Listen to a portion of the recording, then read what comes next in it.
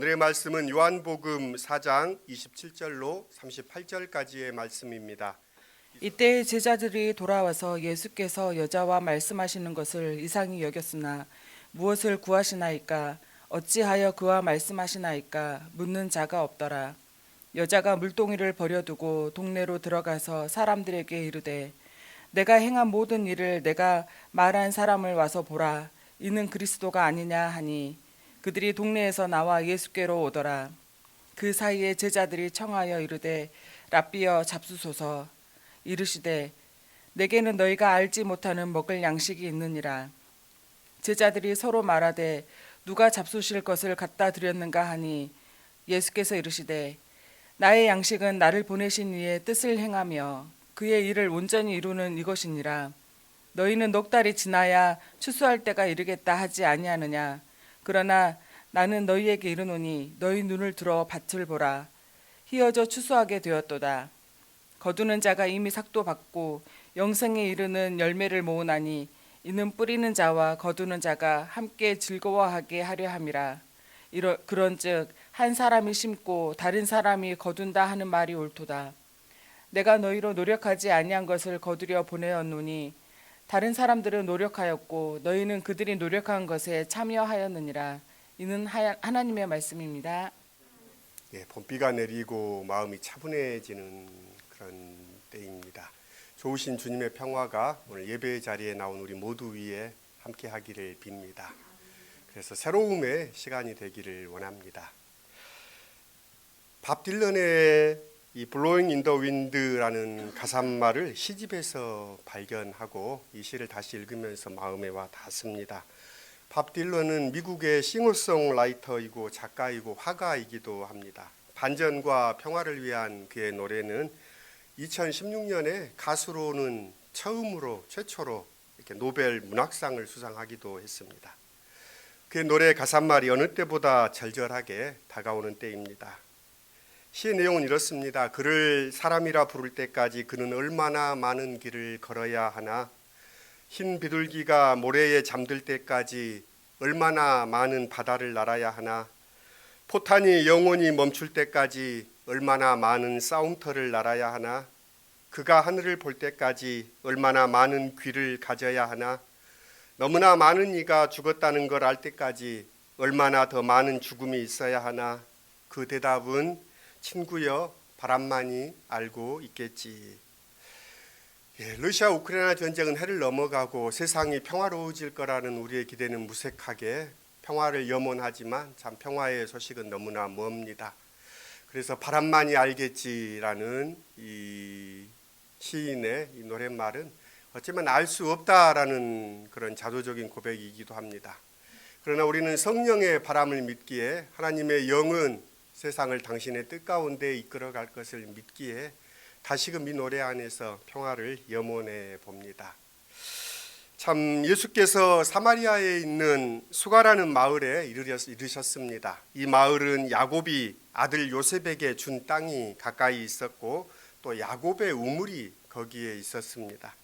예수께서는 길을 가시다가 피로하셔서 우물가에 앉으셨습니다. 때는 오정쯤이라고 이 요한복음은 밝히고 있습니다. 오늘 본문을 읽다가 저는 잠시 이렇게 멈춰 섰습니다. 예수가 유대인들에 대한 적의를 품고 있는 사마리아 땅을 통과하셨기 때문이라거나 그곳에 있다는 야곱의 우물 때문이 아니었습니다. 예수께서 길을 가시다가 피로하셔서라는 이 한 구절 때문입니다. 예수님도 우리처럼 지치기도 하셨구나 하는 이 이상한 안도감, 당연한 일을 두고 호들갑일 수도 싶을 수 있습니다. 뭐라 해도 좋습니다. 주님도 우리처럼 피곤함을 느끼고 가끔은 휴식이 필요한 분이라는 사실이 어쩌면 그렇게 제게도 또 우리에게 위로가 될 수 없습니다. 그러고 보니 제 가슴에 이렇게 깊이 와 닿았던 성경의 구절도 그렇습니다. 예수께서 시장하셨다라는 이 마가복음의 말씀, 예수께서도 배고프셨다는 사실이 크게 위안이 되기도 합니다.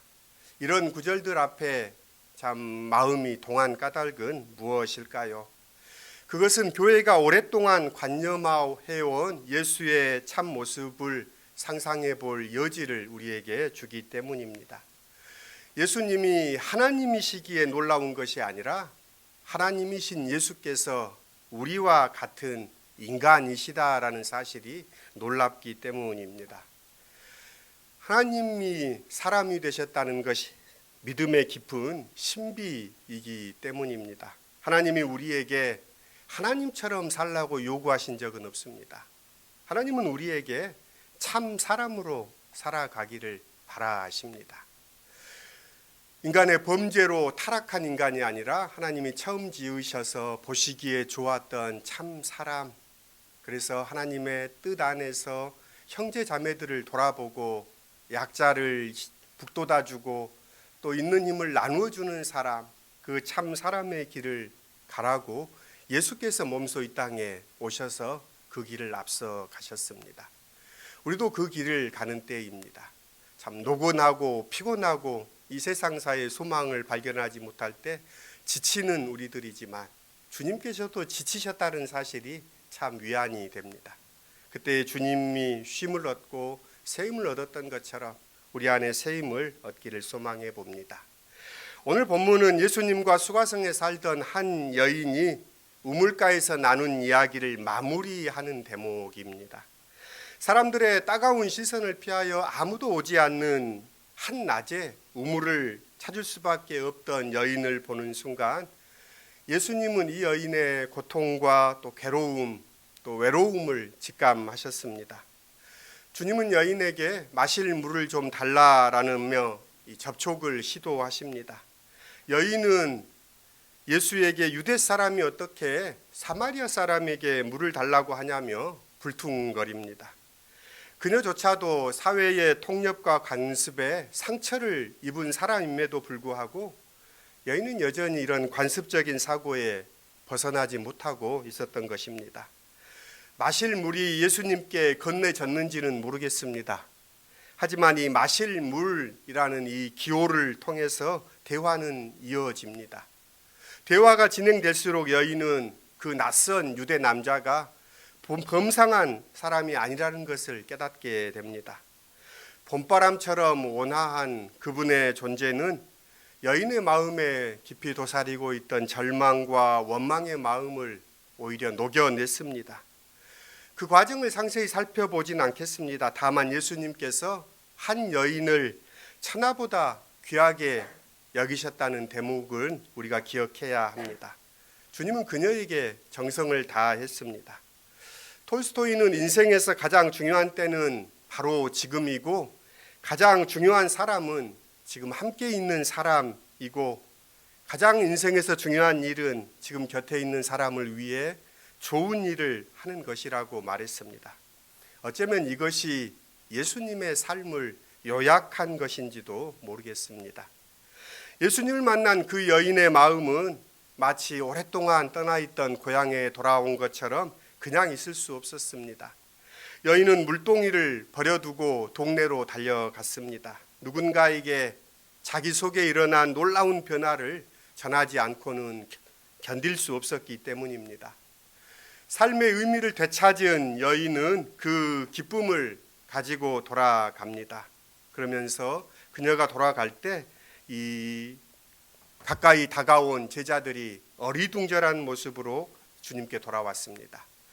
그들은 피곤한 예수님을 위해서 음식을 구해 가지고 왔습니다. 그래서 구해온 음식을 예수님께 내놓으며 랍비님 잡수십시오라고 권합니다. 그러자 예수님은 나에게는 너희가 알지 못하는 먹을 양식이 있다라고 대답하십니다. 뜬금없는 대답입니다. 누가 잡수실 것을 가져다 드렸나 하면서 제자들이 수군거립니다. 주님은 다시 말씀합니다. 나의 양식은 나를 보내신 분의 뜻을 행하고 그분의 일을 이루는 것이다. 하루라도 하지 않으면 견딜 수 없는 게 어쩌면 바로 우리의 양식입니다. 여러분은 어떤 양식을 먹고 사십니까? 어떤 일을 하루라도 하지 못하면 견딜 수 없습니까? 많은 젊은이들이 게임이나 또 인터넷 서핑을 양식 삼아 살아갑니다. 요즘은 유튜브를 양식 삼아 살아갑니다. 버스나 지하철에 앉아서 영화나 TV 드라마나 이런 것들을 보는 이들이 많아졌습니다. 그런 양식을 먹으면 마음이 넉넉해집니까? 아니면 오히려 우리 마음에 있는 그 헛헛함이 사라지십니까? 예수님은 당신을 이 세상에 보내신 분의 뜻을 행하는 것을 당신의 양식으로 삼았노라고 말씀하십니다. 보내신 분, 그러니까 곧 하나님의 뜻을 행하는 것입니다. 예수님께서 하나님의 뜻을 행하는 것을 천명하셨지요. 당신이 오신 목적은 생명을 풍성하게 하는 것이다 라고 말씀하셨습니다. 그렇습니다. 예수의 양식은 이 땅에 살아가는 사람들의 삶을 풍성하게 하는 것이 아닐까요? 주님은 병든 사람을 만나면 고쳐주셨고, 귀신 들린 사람을 만나면 귀신을 쫓아내 온전한 삶을 살도록 도우셨고, 외로운 사람을 만나면 기꺼이 벗이 되어주시고 당신의 식탁에 초대하셨습니다. 방황한 이들을 만나면 마땅히 하나님께로 나아가야 할 길을 일러주셨습니다. 주님은 물처럼 만나는 모든 사람들에게 생기를 불어넣으셨습니다. 생명의 보람은 누군가의 가슴에 기쁨을 주는 데 있습니다. 어쩌면 사람이 누릴 수 있는 가장 큰 행복은 누군가의 요구에 응답할 때입니다. 자기 보호 욕구라는 측면에서 보면 동물이나 인간이나 다를 바가 없습니다. 하지만 인간은 다른 일을 위해 자기를 희생한다는 면에 있어서 유일한 존재입니다. 그래서 인간을 영적인 존재라고 하는 것입니다. 자기를 세상의 중심으로 생각하며 사는 사람은 절망의 어둠이 다가올 때 쉽게 넘어집니다. 하지만 자기 삶이 누군가를 위한 선물이 되기를 원하는 사람은 쉽게 절망하지 않습니다. 올해 1월 20일경에 이 다큐 어른 김장하가 이렇게 방영됐습니다. 다큐를 보면서 참 그의 삶은 인상적이었습니다. 그의 가르침 가운데 사부작 꼼지락이라는 말이 참 인상적이었는데요. 등산할 때에 주는 팁입니다. 많은 사람들이 등산을 어려워하는데 사부작 꼼지락 이 말이 무슨 의미냐면 힘들이지 말고 조금씩 적게 행동하라라는 겁니다. 그러니까 등산에 나섰을 때 너무 무리하게 힘쓰지 말고 조금씩 간다 생각으로 사부작 꼼지락. 어쩌면 하나님의 일도 그런 것 같습니다. 주님의 길에 나선 이들이 너무 가야 할 길이 멀어서 소입에 포기하는 것이 아니라 우리를 곁에서 함께 가시는 주님과 함께 사부작 꼼지락 그 길을 가야 하면 되지 않을까 생각합니다. 김장하는 사천이죠. 사천, 또 지금은 진주에서 한약방을 운영하셨던 분입니다. 그분은 한약방을 하면서 많은 돈을 이렇게 모았고 그 돈들을 사회에 환원하기 위해서 장학금이나 또 어려운 이웃들을 위해서 아낌없이 사용하셨던 분입니다. 그분의 돈에 대한 철학이 있습니다. 그분은 돈은 똥과 같아서 모아놓으면 악취가 나지만 적절히 흩어두면 거름이 되어서 식물을 자라게 하고 열매 맺게 한다라는 것이 그분의 철학입니다. 그러니까 돈은 나눠야 된다라는 것이지요. 그러면서 그는 그런 삶을 살며 몸소 실천했던 삶인데요. 그래서 다큐의 작가는 그의 삶을 어른 김장하라고 이렇게 제목을 정한 것에서 많은 것을 읽게 됩니다. 나이가 들어서 어른이 되는 것이 아니라 나이가 들면 노인이 되는 거지요. 노쇠하고 쇠약해진 노인으로 쇠퇴해 가는데 그 작가는 그 노인의 모습에서 어른의 모습을 본 것 같습니다. 나이가 들면 어른이 되는 것이 아니라 그의 삶이 참 자기중심성을 벗어났을 때 그런 어른이 되지 않은가 생각하게 됩니다. 예언자들은 헛된 일에 분주한 이들을 보며 탄식하며 말합니다. 어찌하여 너희는 양식을 얻지도 못하며 돈을 지불하며 배부르게 하여 주지도 못하는 그것 때문에 수고하느냐? 들어라, 내가 하는 말을 들어라. 그리하면 너희가 좋은 것을 먹고 기름진 것으로 너희 마음이 즐거울 것이다. 너희는 귀를 기울이고 나에게 와서 들어라. 그러면 너희 영혼이 살 것이다. 이런 말도 들리고요. 또 아모스는 이렇게 이야기합니다. 그날이 온다. 나 주 하나님의 말이다. 내가 이 땅에 기근을 보내겠다. 사람들이 배고파 하겠지만 그것은 밥이 없어 겪는 배고픔이 아니라, 사람들이 목말라 하겠지만 그것은 물이 없어서 겪는 목마름이 아니다. 주의 말씀을 듣지 못하여서 사람들이 굶주리고 목말라 한 것이다. 양식이 아닌 것을 위해 돈을 지불하고 배부르게 하지 못할 것을 위해 수고하며 사는 사람들이 어쩌면 우리가 아닐까요? 풍요의 시대를 살면서도 우리 영혼은 파리해지는 것은 어쩌면 마땅히 먹어야 할 양식, 마땅히 행해야 할 일들을 행하지 않기 때문은 아닙니까? 지금이야말로 예수님께서 양식으로 삼았던 것을 우리의 양식으로 삼아야 할 때입니다. 주님은 바로 지금이야말로 추수의 때라고 말씀을 이어가십니다. 그러면서 지금은 추수할 때이다. 이 표현은 은유적인 표현이지요. 지금은 여기에서 우리의 삶이 충실할 때라는 뜻입니다. 바울 사도는 고린도 교회에 보내는 편지에서 보십시오. 지금은 은혜의 때요. 지금은 구원의 날입니다. 라고 말합니다. 생명을 풍성하게 하는 추수의 날이 내일도 아니고 바로 오늘입니다. 배고픈 사람을 먹여야 할 때도 지금이고, 강도 만난 사람에게 다가가야 할 때도 바로 지금이고, 신음하는 피조 세계를 돌보는 일도 바로 지금 해야 할 일입니다. 질주하는 인생에서 조금 여유 있게 절제하는 생활로 나아가야 할 때도 바로 지금입니다.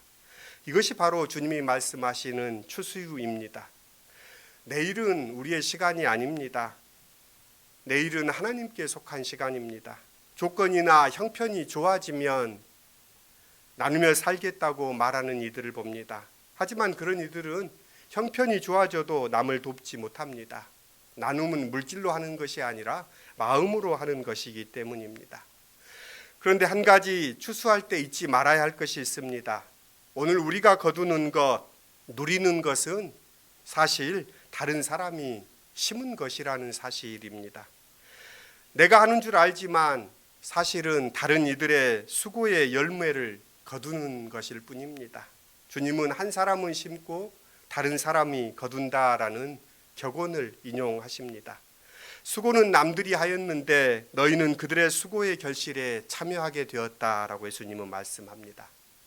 어쩌면 그가 성숙한 사람이냐, 그가 어른이냐는 이것을 아느냐 모르느냐에 달려 있습니다. 고마움을 알 때 인생은 기쁨입니다. 오늘 우리가 누리고 사는 것을 한번 돌아보십시오. 우리가 먹는 음식, 우리가 입는 옷, 우리가 사는 집, 어느 하나 내가 만든 것은 없습니다.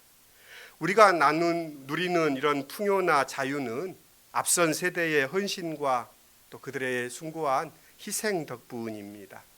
그래서 심은 이가 따로 있고 거둔 이가 따로 있다는 말씀은 옳습니다. 한 세대 전 가난을 벗어나기 위해 허리띠를 졸라매고 일했던 분들 덕분에 오늘 우리가 풍요를 누리고 있고, 민주주의를 위해 헌신했던 이들이 희생 덕분에 오늘 우리가 자유를 누리고 있습니다. 우리는 남들의 수고에 또 기대어 살아갑니다. 김장하 선생은 이야기합니다. 당신의 생이 빚진 것을 알았느냐? 그렇다면 사회에 갚으십시오 라고 말합니다. 그렇기에 역사의 추수꾼은 또 다른 파종자가 되어 미래를 준비해야 합니다. 우리는 삶으로 뭔가를 심고 있습니다. 장차 광풍이 될 바람을 심는 사람도 있고, 장차 신바람이 될 바람을 심는 사람도 있습니다. 우리는 의도하지 않더라도 만나는 이들의 가슴에 어떤 씨앗을 심고 있습니다. 사랑과 또 이해와 관용의 씨를 심을 때도 있고, 오해와 미움과 증오, 절망의 씨를 심을 때도 있습니다. 이 무정한 세상을 살아가는 동안 우리의 심정은 많이 황폐해졌습니다. 우리가 마음의 창고에서 꺼내어 드린 우리와 우리 후손들이 살아갈 세상의 재료입니다. 우리는 평화롭고 아름다운 세상을 꿈꿉니다. 하지만 우리의 마음을 지배하는 것은 그렇게 될까 하는 이 허무주의입니다.